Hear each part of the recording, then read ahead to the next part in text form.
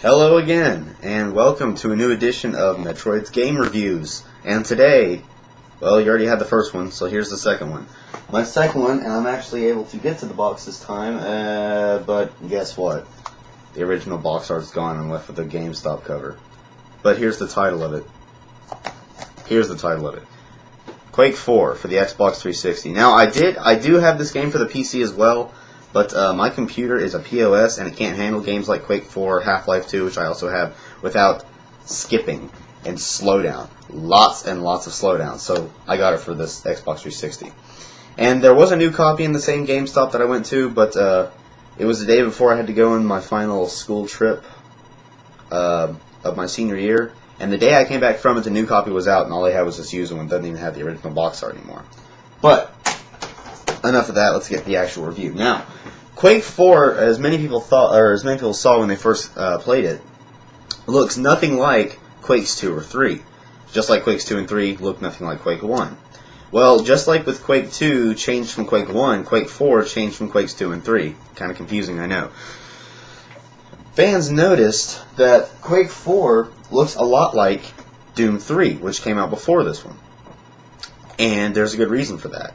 The reason is, Raven Software were actually the main designers behind this game instead of id. I guess they decided to give Raven Software executive role in this game instead of id, because instead of looking, Quake 2-ish, kind of hard to describe the graphics look like, really. Instead of having them look like Quake 2 did, they have them look like Doom 3 did. But, graphic-wise, that's all there is. But what's the story behind Quake 4? Well, since Quake 3 didn't really continue the story from Quake 2 and it was just all multiplayer, Quake 4 continues from where Quake 2 left off. And you're immediately realized of this because when you get into the pod where your main character is and then your captain comes out, he mentions the Macron, and he mentioned how a single Marine, your character in Quake 2, defeated him. So, and from then, immediately after he tells that little backstory, your pod is hit with a rocket and you crash land on the planet. And then you're pretty much just thrown into a hornet's nest full of Strogg. So you're playing through the game, you're finding, you're teaming up with different squads. In this game there's squads. There's not just, one troop or several dead bodies like in Quake 2. In this one there's squads. There's tons. How many? There's a Rhino Squad, which is what your squad is. There's Viper Squad, Raven Squad, Kodiak Squad. I think there's a, what else? I think there's like 7 or 8. I think there's a Scorpion Squad. And then, there's more than that, but I don't remember all of them, at least not right now. But you're with Rhino Squad. However, along the way, you get separated from your squad a lot, so you're pretty much forced to team up with members from other squads and help them accomplish objectives to get through to the next area.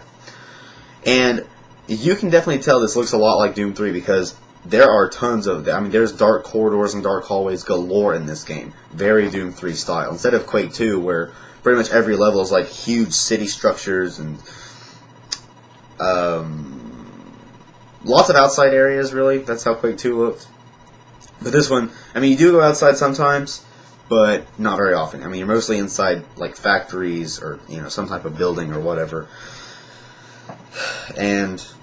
But the few times that you do go outside, you operate machines. The first time you operate this hover tank, which is kind of hard to control at first. It's hard to do with a mouse, let me tell you. Because I play FPSs on the PC with a mouse. Because I can't do the whole walking forward with the W key or fuck that. So I just use the mouse. But controlling it with the thumbstick, or a joystick, like on the 360 controller, is a lot easier for me. And then the second time you control a walker, which has 2 different weapons. It has like a multi-missile launcher, which has infinite ammo. It reloads automatically after you fire it. And then it has a little kind of like a machine gun, but it's pretty powerful. And of course, there's all your enemies from Quake 2 have come back, but they look a hell of a lot different. There's the light guards, the shotgun guards, and the machine gun guards, but they look nothing like they did back in Quake 2. They look completely different. And then you have the Enforcer, also looks different. Berserker, which, in my opinion, probably looks the closest to his Quake 2 counterpart in Quake 4. Then you have the Gunner, who's gotten even more annoying, believe it or not. Anyone who's played Quake 2, you know what I'm talking about. And you have all these new enemies whose names I cannot remember. And then, of course, the boss, you have the Macron, who is actually easier than he was in Quake 2. I will admit the final boss fight in this game, while it is in a very, very cool-looking room and all that, and is a pretty interesting fight, it's kind of disappointing. I mean, you go through all that, and I will say this game is hard. Well, at some points it gets really hard. It's definitely harder than Doom 3, I think.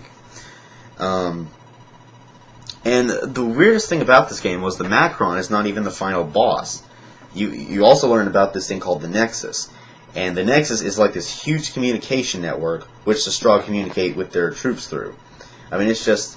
I mean, you think it's like this huge supercomputer. I mean, loads of wires and circuits and all that. And then you get to the Nexus, and it turns out to be a huge brain on a giant spinal cord. Yeah, that's their supercomputer, a giant brain. So your goal is to kill the mother brain. Sorry, Metroid reference. Is to kill the Nexus. And to do this, you have to weaken the shield around it, and then just pretty much just blast away with whatever gun you have, while at the same time avoiding the horde of enemies that it teleports into the room.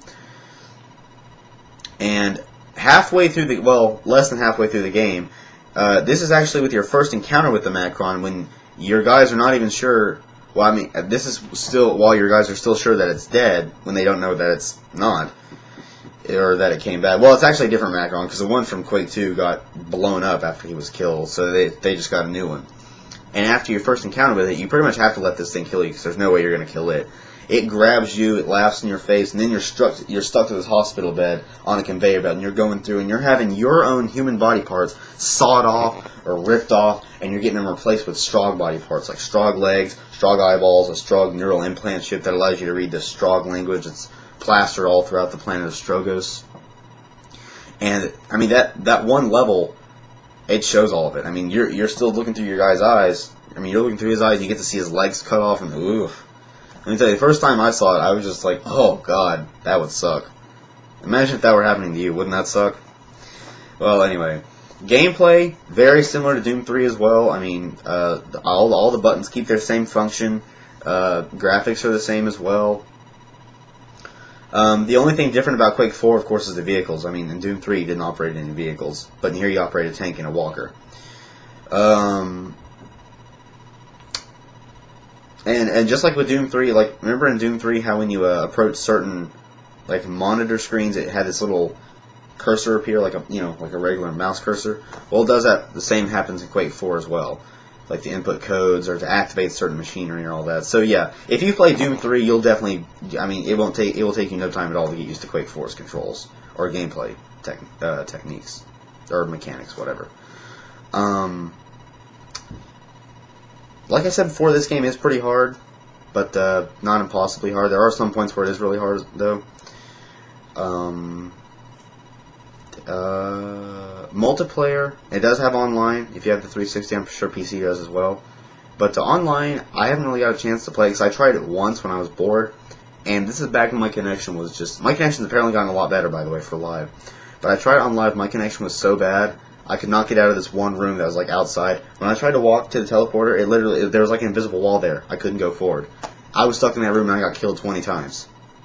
So yeah, that's how bad it was. But when I fully, get the feel of it, I'll come back with a video on that.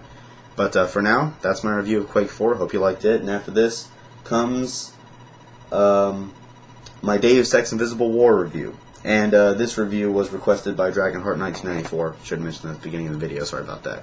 So, hope you like this review. Be ready for the next one. And with that, this is Metroid, once again, signing off.